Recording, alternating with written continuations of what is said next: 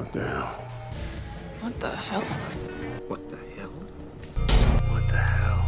What the hell? What the hell? What the hell? What the hell?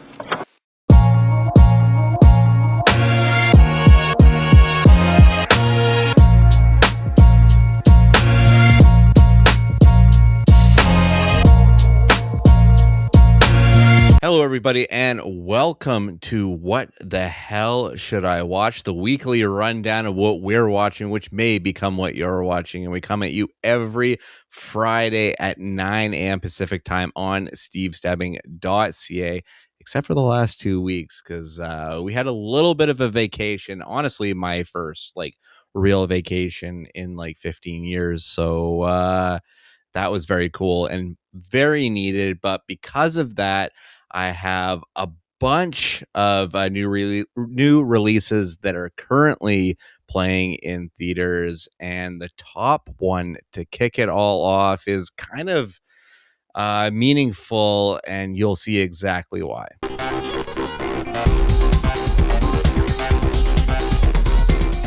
That's right, fresh for your eyeballs this week, and we're going to start off with the freshest new film from last week, which is basically responsible for my entire social media presence and what I named myself. This franchise means a lot to me. It is my favorite horror franchise, and I salivate every time we get a new entry, and this is a brand new entry that felt like it was announced and then came really quickly. This one is Evil Dead Burn.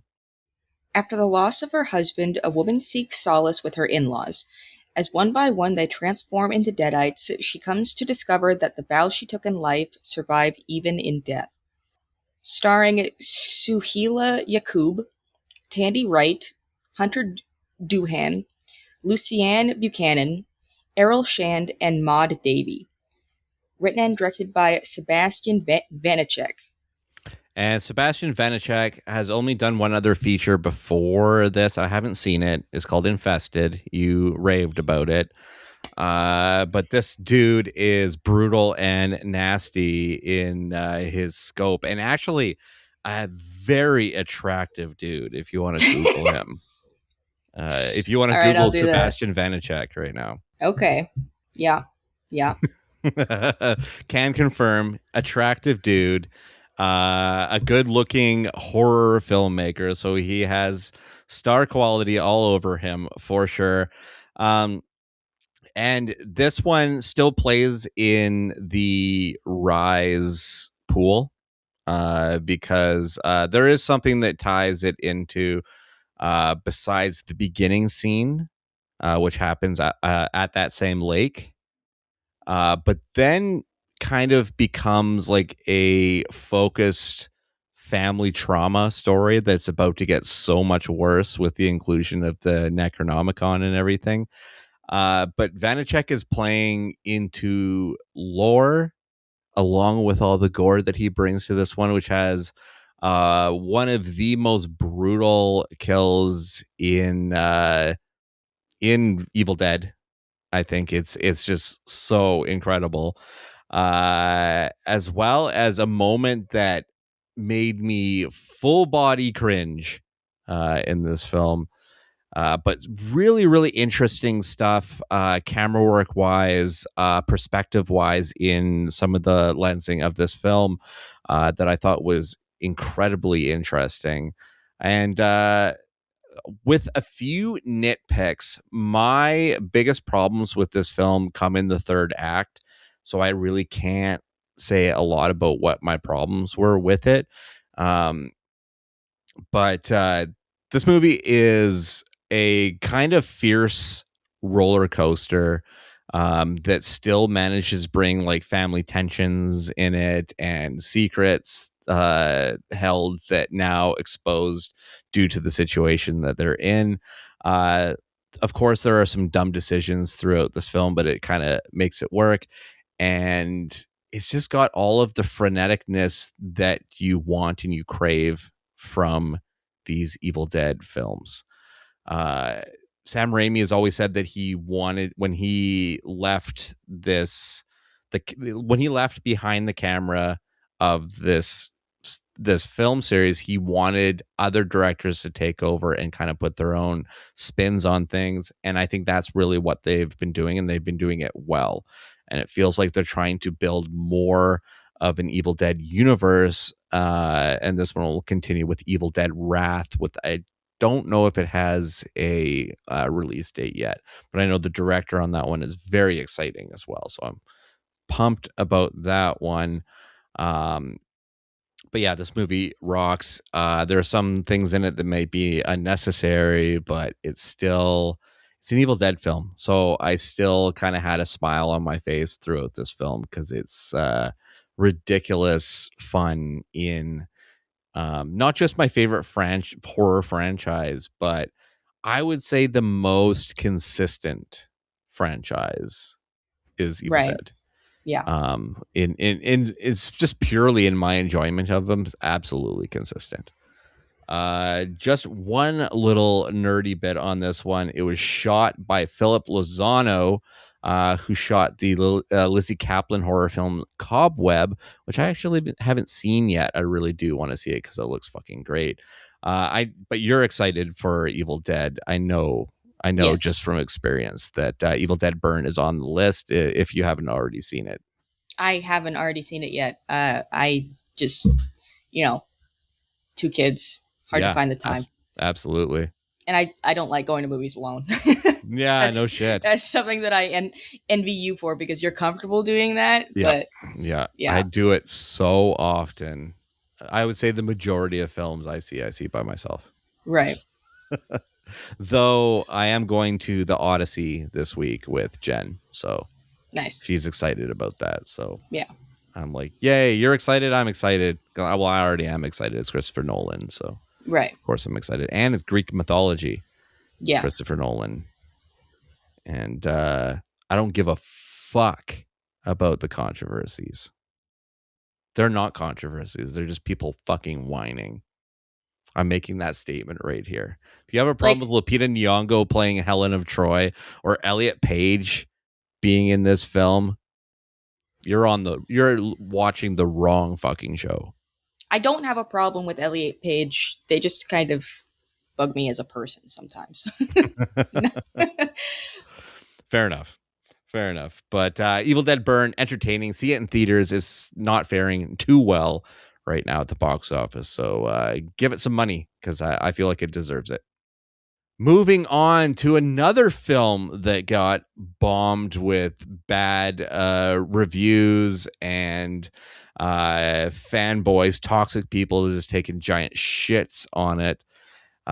This film will now be considered a box office bomb because bad press made it so, but I kind of had fun with this one. It's Supergirl. Kara Zor-El, aka Supergirl, joins forces with an unlikely companion on an interstellar journey of vengeance and justice when an unexpected adversary strikes too close to home. Starring Millie Allcock, Matthias Schoenaerts, Eve Ridley, David Krumholtz, Emily Beecham, David Cornsweet, and Jason Momoa. Directed by Craig Gillespie. You know, the most unfortunate thing about the DC universe is that all of Marvel has come before it. They had such a hard time getting it right. They put it in the hands of Zack Snyder, who took it like grimly serious. And in my opinion, didn't really understand the characters that he was working with, and wanted to put his own filter on it, which is probably sepia toned. But I want to believe in James Gunn's iteration of this new DC universe, because Guardians is so great. James Gunn is a comic book guy. He knows, the Lord knows what he wants to pull from. And what we saw with Superman, this world is colorful and hopeful, and there are some really, really great elements to it. I don't like everything. Like, I wasn't over the moon about Superman but I enjoyed it for the most part. That said, I think I enjoy Supergirl a bit more than I enjoyed Superman. Kara's great. I really like this kind of lost space child with no home on her birthday week doing this bar hop across the galaxy. And then basically just ends up stumbling on something that could give her purpose or direct her to what the purpose is supposed to be, what her cousin Kal-El wants her to be, right? And I really like Millie Alcock. I think it's great that they didn't shove, like, I know the internet is really harsh about her looks, like really I don't really bad really about her see looks. why. She's gorgeous, and I don't understand why. It's just these insecure dudes that just love to take shits on they, glass houses, because most of these guys are like fucking Trolls. never getting a significant other ever. Like, it's not happening. But of course, everyone now wants to shove like Sydney Sweeney into the role. But I will say this: between the two of them, Millie Alcock's a better actress. Just saying it. There's Between only anybody.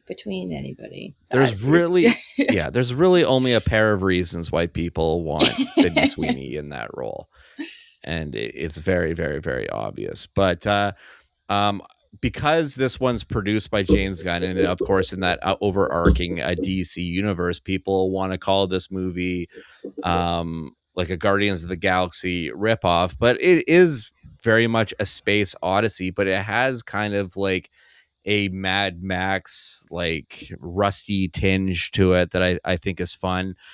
Jason Momoa playing Lobo. This is like the comic book role he was born to play. Like, the role clearly fits him like an absolute glove. And he is a fun part of this movie. And I'm really hoping, like, they're obviously setting him up for more, so I'm excited to see where he's going to pop up. But as far as building more of a world, I think that this film does a really, really solid job of that.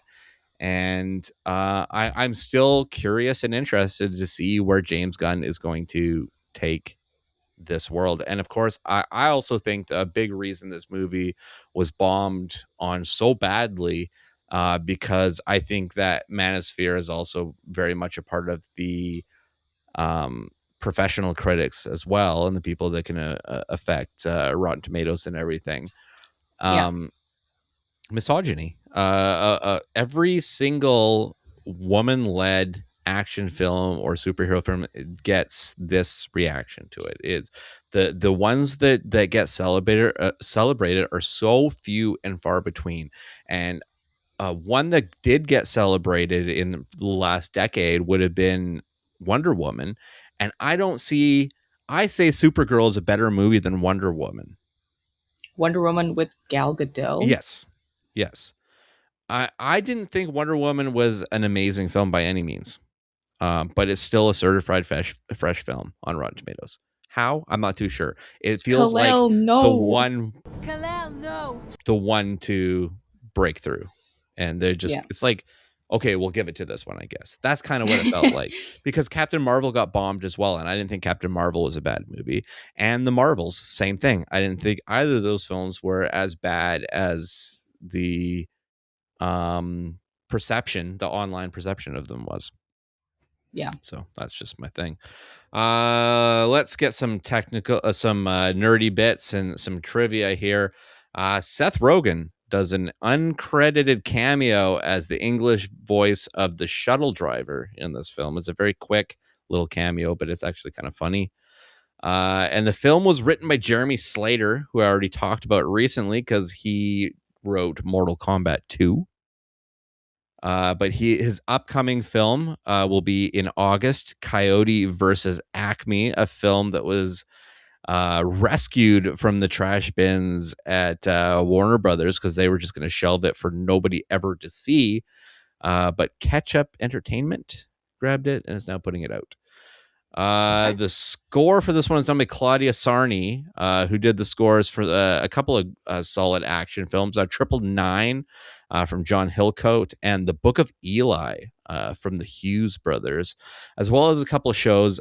Dispatches from Elsewhere, which had Jason Segel in it, and Outcast, which I've talked about on the show before. Robert Kirkman and Paula Zeta created that one. They did the comic, and I think Robert Kirkman produced the show. It was shot by Rob Hardy, who I feel like I should have talked about on the show, and probably have, because he does like everything Alex Garland. Like Civil War was the last time they collaborated, so I feel like I've already talked about him.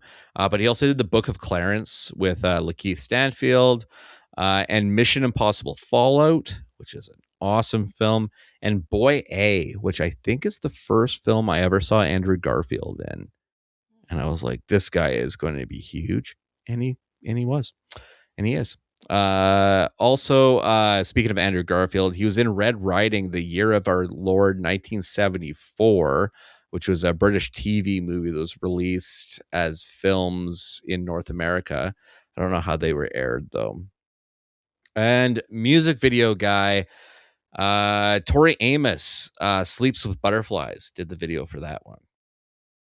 But I don't know. Supergirl, I think it's probably gonna be out of theaters really quick if it isn't already in some places. So this movie deserved better. I think as a society it deserved way better. But as a society we're letting things like this down, because we're so backpedaling in going backwards.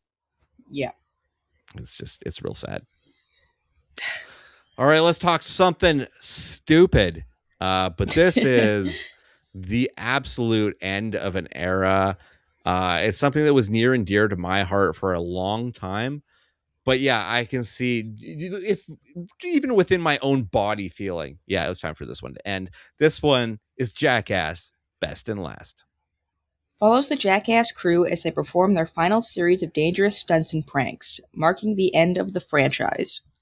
Starring Johnny Knoxville, Steve-O, Chris Pontius, Wee Man, Dave England, Danger Aaron, Preston Lacey, Poopies, Zach Holmes, Jasper, Rachel Wolfson, and Dark Shark.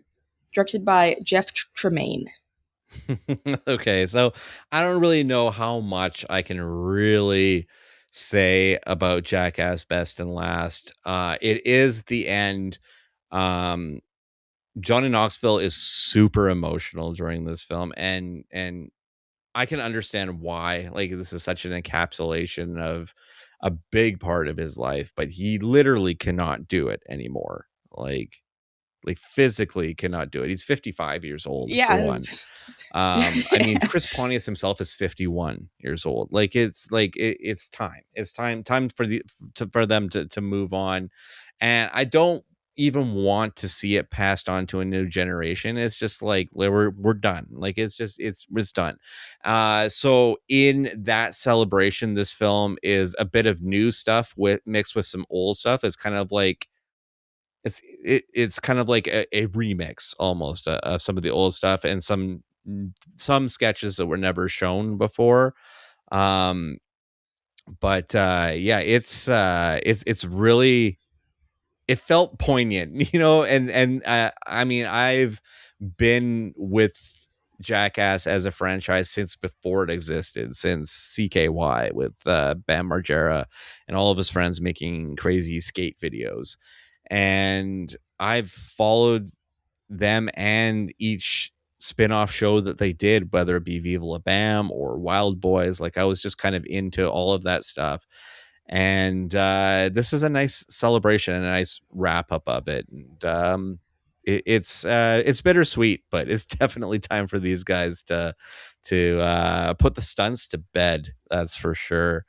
Just a few quick things. A couple of people that appear in cameo forms. A comedian that I really just kind of started following in the last little while, Adam Ray, who has like a show, a stand-up show where he's Dr. Phil.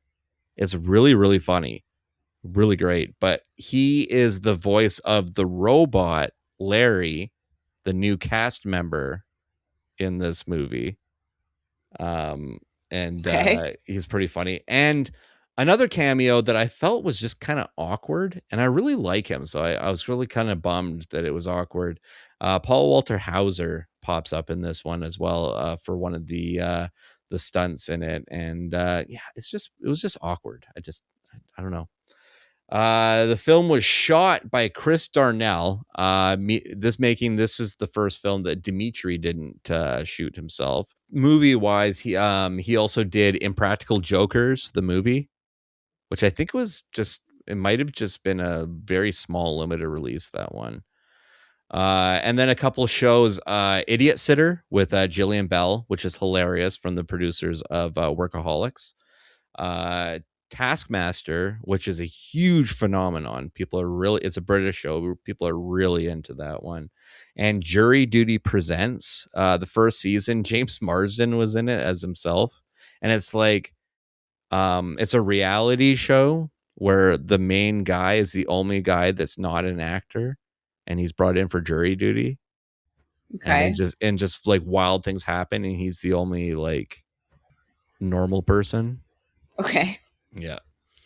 Some little trivia here. John in Knoxville couldn't do any stunts that could have led to a concussion in this movie. As in Jackass Forever, he got a broken rib, a broken wrist, a bad concussion, and a brain hemorrhage during a stunt with a bull. You got a TBI? Yeah. A traumatic brain injury? Yeah, you got a traumatic brain injury. Yeah, look up the clip from Jackass Forever of him doing the magician thing with the bull. Right now? Yeah. A few moments later. And he was already in like his like late 40s, right? Yeah. He was 49. He was 49. Jesus. He was 49. Christ. They say you have to have those brain injuries before 50. That's fine, because Knoxville's 49. And I really like that when they're wheeling him away, because that bull really doesn't like magic. Oh, that's so funny. Jason Weeman Acuna got badly hurt during the intro, which is a really great intro this time around. He was sore for 3 weeks afterwards. It was the very last thing filmed during principal photography, because they know he could have gotten injured badly and would have missed a lot of filming then. And after the escape room from hell sequence in this film, Aaron McGahey, who basically starts running, freaking out at out of the escape room. He ran for 3 blocks from the set and eventually blacked out. So that's why they can't do it anymore. Makes sense. It's goofy, it's crazy. If you're gonna see this movie, you're gonna see this movie, but it's a lot of fun, and it feels kind of like a loving goodbye for the fans. Did you watch any of the Jackass movies? I think Julius has forced me to watch like 1 or 2. Nice. Because he really likes the Jackass movies. Nice. Because he's a guy. So. Yep, of course. We like, in Idiocracy, there's a show called, Ow, My Balls? Yes, we would have loved it. And I object that he interrupted me while I was watching Ow, My Balls! That is not okay! Moving on to another comedy, but something decidedly very, very different. And this one I think might be on the best of 2026 list at the end of the year. And it is a real return to form for the filmmaker. This one is The Invite. Joe and Angela's marriage is on thin ice. When they invite their enigmatic upstairs neighbors for a dinner party, the night spirals into unexpected places. Starring Seth Rogen, Olivia Wilde, Penelope Cruz, and Edward Norton. Directed by Olivia Wilde. So, yeah, this is a very tight, contained film. Just 4 actors, 4 performances. And this film never heads in the direction that you think is going to head. The reveals are very wild. Is it a comedy? Yeah, it is a comedy. Basically, Seth Rogen and Olivia Wilde are a couple, and she just out of the blue wants to do a dinner party and invite her neighbors next door who she has like almost a couple crush on, and that's Edward Norton and Penelope Cruz. But she has failed to tell Seth Rogen's character that she wants to do this, and he is just not in a good mental place. So it's awkward. And it might be all four of them's greatest performances in a long time, because Edward Norton does some incredible stuff in this film that just really reminds you he's Edward fucking Norton. Like, and never forget it. Like, because the guy just brings I think of the it. Hulk. So yeah, oh for sure. But like, I mean, he's had such an incredible career, and he really, I mean, all four of them play so well off each other. And honestly, I mean, the less said about the plot, the better, just for people to discover this one organically, because it really is a wild little comedy, and filled with great needle drops, and just beautifully shot, and a really, really great script by Will McCormick and Rashida Jones, who, I mean, they wrote Toy Story 4. How weird is that? yeah, Super weird. But yeah, this one was the mystery screening a couple weeks ago, and really, really caught me off guard. I was excited once I found out that it was the invite that would be the screening, because I was very much looking forward to it, and I would say it hit that bar so well for me. It was just really, really well done. I already let some nerdy bits out of the bag with the Will McCormick and Rashida Jones thing. They also wrote Celeste and Jesse Forever with Andy Samberg and Rashida Jones. Great film. But this film, this was adapted from a Spanish film that came out in 2020 called Sentimental, by Seth Gay. Wrote and directed that film. But the score for this one was done by Devante Hines, who did Paul Schrader's Master Gardener with Joel Edgerton and Sigourney Weaver, as well as Passing, which was directed by Rebecca Hall, a really, really great film with Ruth Negga, and forgetting who the other one was in that one, but that was a really solid film. And Queen and Slim with Daniel Kaluuya, which is a really, really awesome film. I really dug the hell out of that film. It's absolutely stylish and really well done. In the TV world, did the Gabriel Byrne HBO series In Treatment, as well as the Jack Dylan Glazer HBO series We Are Who We Are, which is I think Luca Guadagnino made that one, and it's super, super underrated. As anything that you could say that Luca Guadagnino made was underrated, this series I don't think a lot of people paid attention to, and it was really, really solid. You were mentioning that you really, really like the show Boots on Netflix. Mm-hmm. Yeah. Because of that, I recommend We Are Who We Are. I think you really, really would like that show, and be bummed again that that one got canceled. All the good ones get canceled. That's just exactly. How it goes. Hey, look, when you're dealing with a coming of age gay story, so they're going to try to cancel you. Yep. It's just the way it goes. The film was shot by Adam Newport Barra, who I've talked about on the show before, because he shot Good Fortune last year. You can kind of see the circles in which he played in, because that was also a Seth Rogen movie. And one little trivia bit, before the end credits roll, a message before the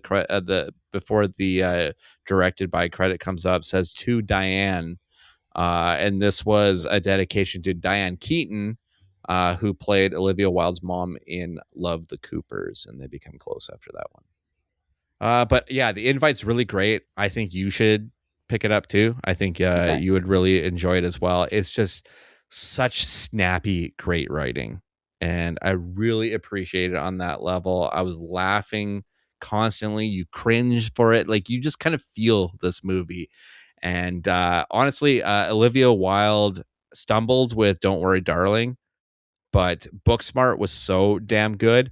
And this one feels like we're coming back to that Olivia Wilde, that book smart Olivia Wilde, and the invite might even be better. Alrighty, let's move on to more comedy. There is a theme, it seems, this week. And this one is way zanier and way sillier, but this is just what these guys do. And I'm talking about the guys from The State, that sketch show from the 90s. This one is Gail Daughtry and the Celebrity Sex Pass. When her fiancé uses their celebrity pass agreement, Midwest bride Gail Daughtry travels to Hollywood seeking revenge by pursuing her own celebrity encounter. Starring Zoe Dutch, John Slattery, Ken Marino, Miles Gutierrez Riley, Ben Wang, Sabrina Impacciatore, and John Hamm. Written and directed by David Wayne. So this is David Wayne doing spoof. David Wayne is your Wet Hot American Summer. He did Role Models.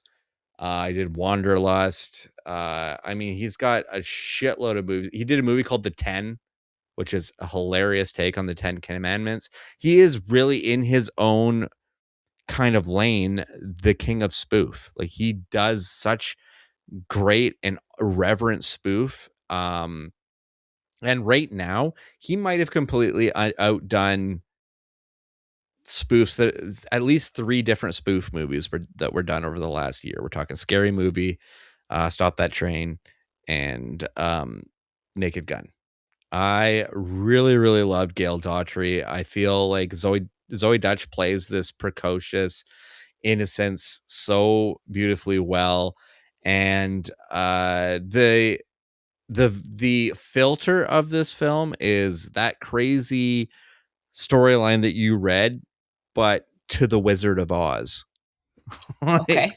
That's the skeletal structure of our parody that we're doing in this film, and it's so damn funny. John Slattery plays himself, and he is like kind of the burnt out version of John Slattery, who is desperate for another great role. And John Hamm plays himself. The fiance sleeps with Jennifer Aniston, who plays herself in this one. There's just a lot of people having hilarious amounts of fun in this movie. And it's honestly, I should have expected a lot of fun when it comes to David Wayne and his work, but I wasn't prepared for how fun this movie is, how much I was going to laugh, and just the goofy leaps that they take and actually ring the bell of what's funny is kind of wild to break it down. Let's get some nerdy bits out of this one. The score for this one's done by Craig Wedren, who is actually like a friend of David Wayne's from before he was famous at all. Like they were friends before fame, and then they've basically consistently worked together since, which is pretty cool. But besides working with David Wayne, he also scored School of Rock, High Art, which is on Criterion, and Velvet Goldmine, which is like the David Bowie.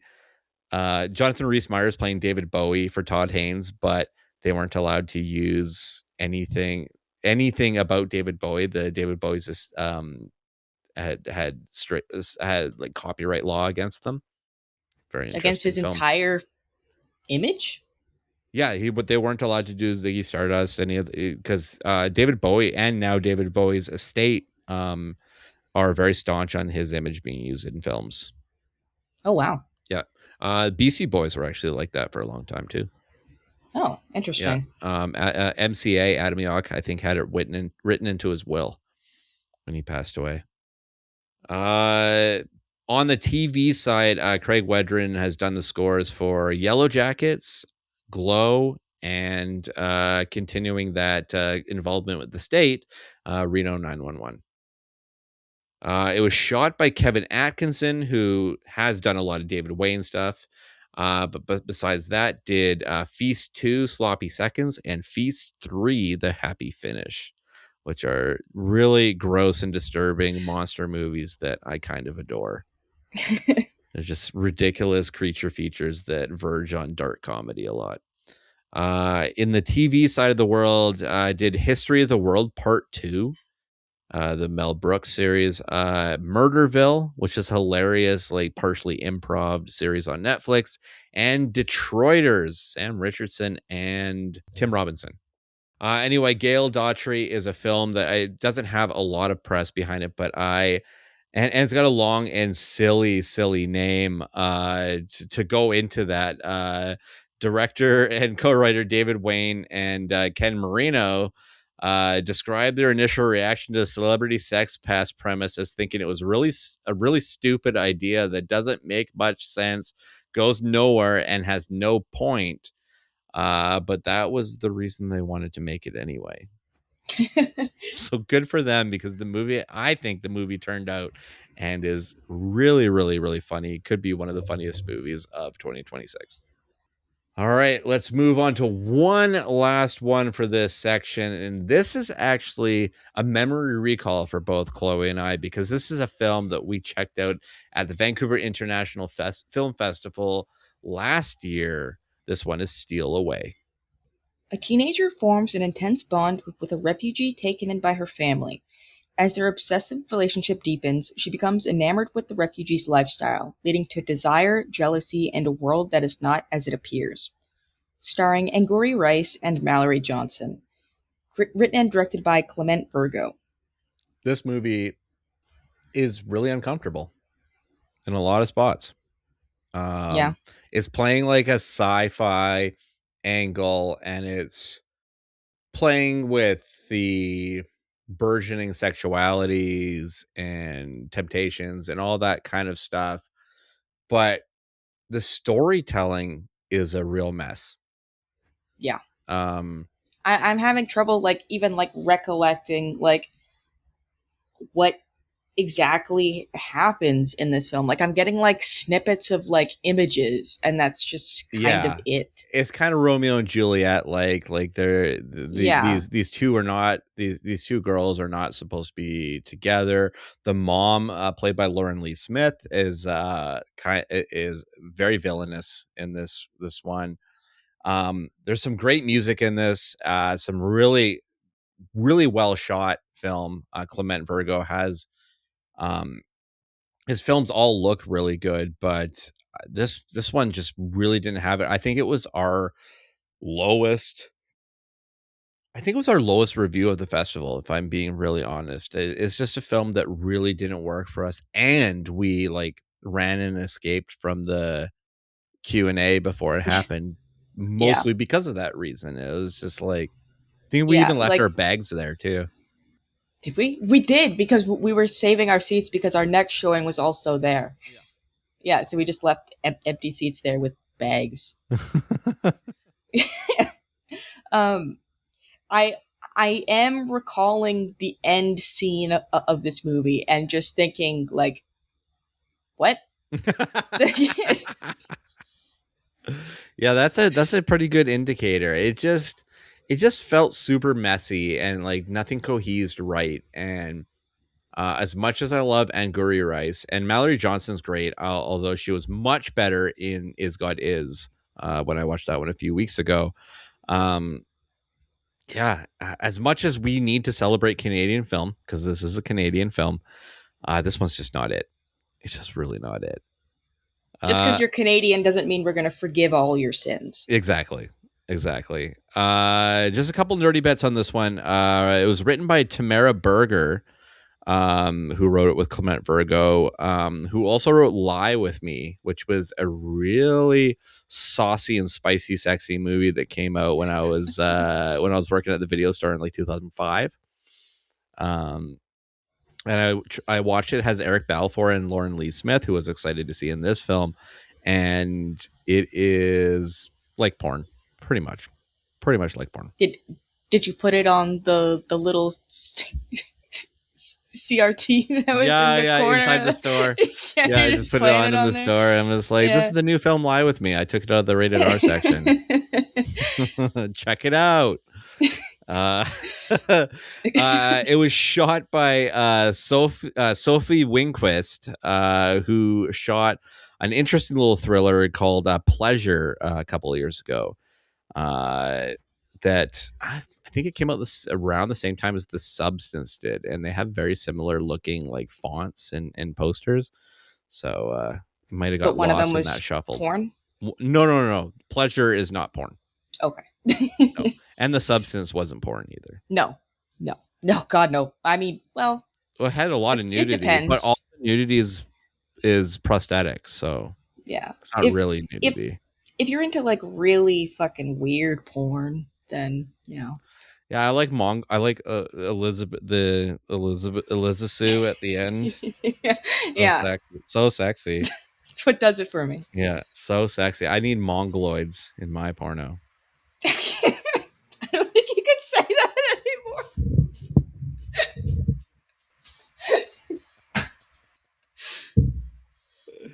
Well, I just did. Moving on. All right, moving on. This is what's now on Blu-ray.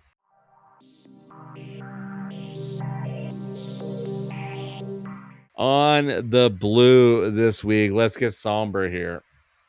This one actually got an Academy Award nomination for Best Foreign, but definitely wasn't going to win in a category where a sentimental value existed. But I would argue this one might have been, or possibly did deserve it more. This one's called It Was Just an Accident. An unassuming mechanic is reminded of his time in an Iranian prison when he encounters a man he suspects to be his sadistic jailhouse captor. Panicked, he rounds up a few of his fellow ex-prisoners to confirm the man's identity. Starring, and bear with me here, Vahid Mobaseri, Mariam Afshari, Ibrahim Azizi, Hadis Pak-Baton, Majid Panahi, Muhammad Ali Eliasmer, Delnaz Nahafi, Afsaneh Najmabadi, and Georges Hashemzadeh. Written and directed by Jafar Panahi. Thank you. That was a tough one. Jafar Panahi is just a fascinating filmmaker, has been for a long time. And The Taxi was a film of his that I loved a lot. I saw this film. This was on the day that you didn't come. And this was far and away one of my favorite films of last year, for sure. It is so well crafted as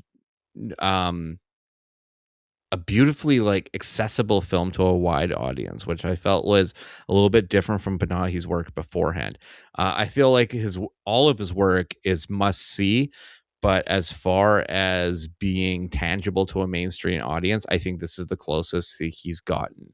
And it is the thriller angles, the mystery angles of this film, as well as the beats of incredible dark humor that is really, really universally funny. But at some points, you maybe even feel a little bit bad for laughing. But it is so well crafted out of such a real horror that exists in Iran, of just being kidnapped off of your street and then tortured brutally. Yeah. And then if you're not killed or you don't die, just kind of return to your life. Like, it's with that trauma and what that trauma does to eat at you. This movie is beautifully well done. And absolutely deserving of a Criterion Collection release. Like, it is just kind of like No Other Choice, like Sentimental Value. Like, these movies were gilded to be Criterion films, to be those important benchmarks of film. And in 2025, I feel like internationally, this film always has to be part of the conversation because it is just so well put together. And it's a must-have if you're a Criterion collector, because it is that damn good. I'm definitely highly recommending it to you because I think you would really love it, especially with the scope on international stories now that we have. It's definitely worth the look. So highly recommended. All right, moving on. I got a few new things in the collection.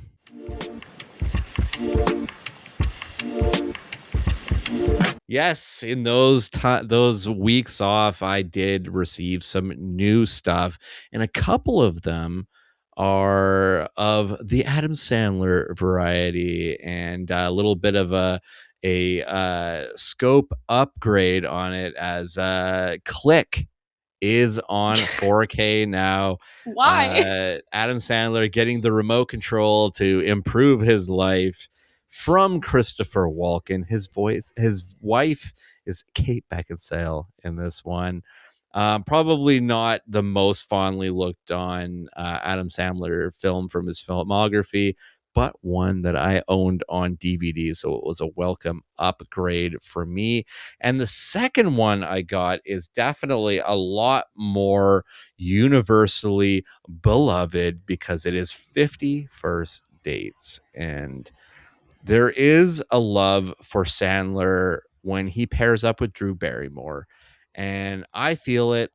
Felt it in this movie. I felt it previously in Wedding Singer, which I adore and have on Blu-ray as well. And I even like Blended, which is the movie that I think people forgot about. Yeah, it's I funny. totally forgot about it until you just said it. And playing Adam Sandler's tomboy daughter in that is Bella Thorne. And Bella Thorne is definitely not a tomboy anymore. No. Nor, I don't think, was she ever. That was some acting. And finally, and I'm so excited for this because I had the first 2 or 3 seasons on DVD, and then I had one of them on Blu-ray. Hadn't quite got the whole series yet, but now I have the Office complete series, but this is the fan supercut edition. So I'm thinking there's extra pieces put into it, deleted scenes. Each episode is longer than it was when it was originally aired. The web series is also probably on there. Yeah, I'm assuming that as well. So like this is really freaking cool that I got all of these. So I was not expecting it. The lovely people at Universal sent it through, and bear hug, guys. I love you. That was such a cool thing to open up and be like, I was not expecting this. So all about that. We're almost ready to get out of here, but I got a few reminders before we do.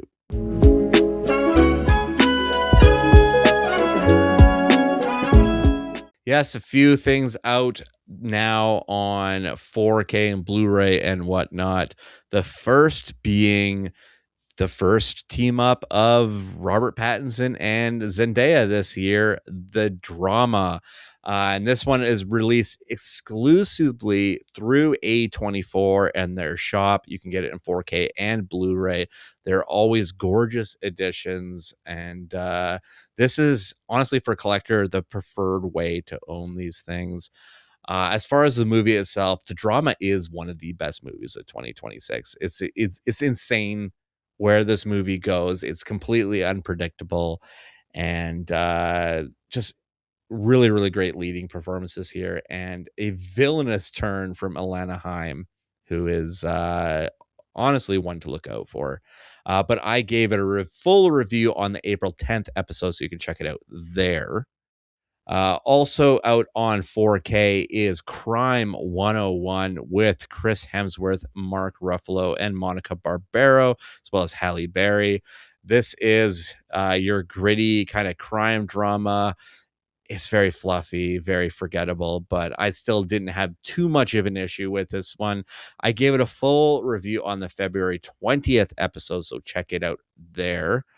And if you want some violent action with a little bit of satanic panic to it, They Will Kill You is out on Blu-ray. I did watch that. Yeah, I had a rocking time. You're going to talk about it next week. I had a rocking time with this film. It is a madman Russian at the helm. And there's just such a frenetic style to this one. I gave it a full review on the April 3rd episode, and stay tuned for next week because Chloe will give her thoughts on the film as well. Also, Night Patrol is out on Blu-ray from Shudder.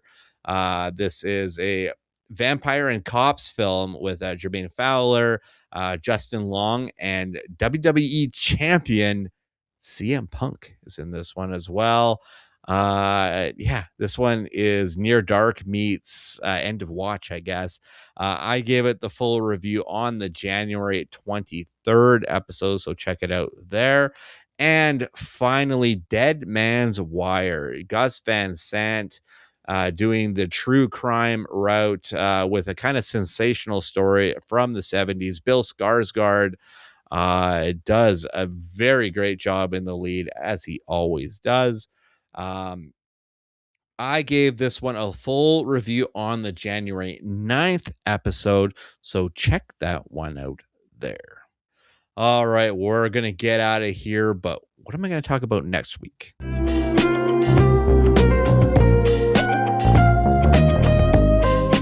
Yes, next week we have big epics. Nobody wants to go against this film because it is the mighty Christopher Nolan and his take on the Odyssey.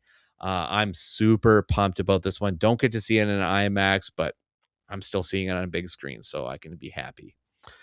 Also, Rose of Nevada with George McKay and Callum Turner, two British sailors on a fishing boat that end up going ahead in time. Some weird time travel enigma mystery, as well as Camp, the new horror film from Avalon Fast, and Corporate Retreat, a film that I just kind of stumbled across in my emails and became really excited about it because it looks really crazy, as well as Will Ferrell in his new Netflix series, The Hawk, taking on some golf and probably doing something zany with it because it's Will Ferrell. But that brings us to a close here. You can find me on Twitter, Instagram, Letterboxd, Threads, and Blue Sky at The Stevel Dead. You can find me on Letterboxd at HoneyBunChloe. You can also find all of the episodes for this show on stevestebbing.ca or go to the YouTube page, and please like and subscribe. You can also find us on shiftheads.ca. You can hear me a few different places. First, on After the Credits with Marina, Bill, and Melissa. You can find those episodes at atcpod.ca. You can also hear me on Tremble, the Horror Podcast with Kurt and Taylor. You can find those episodes at 3angrynerds.com. And you can also hear me now on Kelowna's AM 1150 every Friday just after the 8:30 news break. And you can also hear me on Shane Hewitt and the Night Shift, Friday nights at 8 p.m. Eastern Time on Toronto's News Talk 1010, found on the iHeartRadio network. You can also get all of those episodes wherever you get your favorite podcast. And that does it for us. We've emptied out our list for this week, so until next week, bye-bye.